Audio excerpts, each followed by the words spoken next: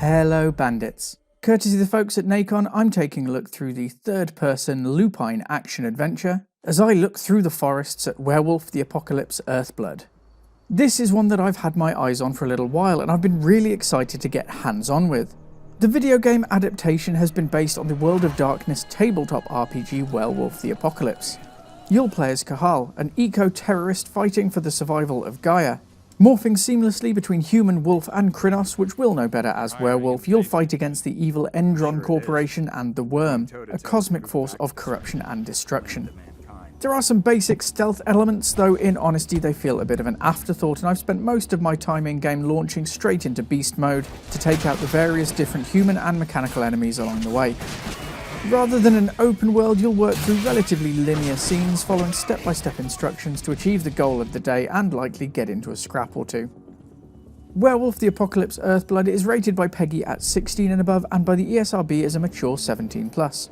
While you can sneak a little where you'll find some less than bloody takedowns, a lot of the title will involve hack and slash, tooth and claw gameplay which will see an awful lot of blood. In addition, there's also a lot of language scattered throughout the title at all levels, as well as some drug references. Overall, with the level of blood, violence and language involved, this is one which I won't be passing on to the micro bandits. In terms of accessibility, this one is getting a rating of casual. The buttons are easy enough to remember and there's a decent number of difficulty modes which should cater to most players. The step-by-step progress through levels means you can pick up and put down fairly easily and there aren't too many barriers here. And with that stacked up, onto the rundown. Visuals poor. In fairness, if you are only looking at the introductory cinematic video, then this one would score highly, and the trailers did a great job of getting me quite excited.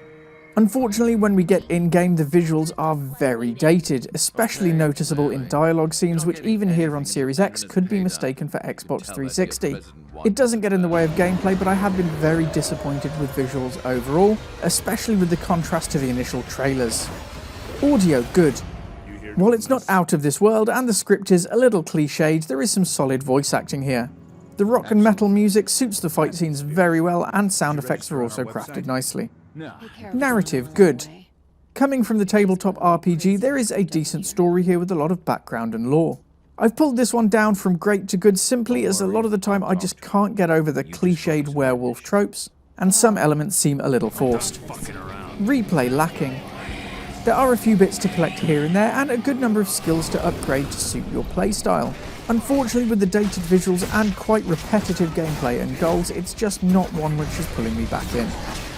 Overall, the Pixel Bandits level for Werewolf the Apocalypse Earthblood is approach with caution.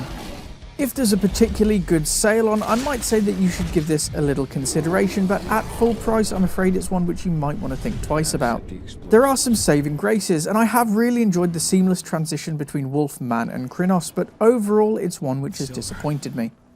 Visuals don't get in the way of a title, but the disparity between the beautifully crafted introduction and the in-game visuals had me on the back foot from the beginning.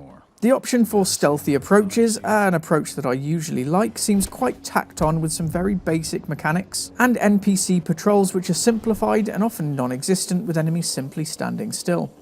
I've also come across a couple of bugs here and there with enemies within walls, meaning I couldn't progress to the next area. It's not game-breaking and there are a decent enough number of checkpoints, but overall the lack of polish and linear and often repetitive gameplay means that for me it's one to wait for a sale on if you pick it up at all. And that's all I've got for you today. Don't forget to check out the extended review at pixelbandits.org and keep your eyes out for more news, reviews and live streams coming soon. If you can spare enough for a coffee, every donation helps us keep Pixel Bandits ad-free and independent, and either way we'll see you again very soon, so don't wander too far.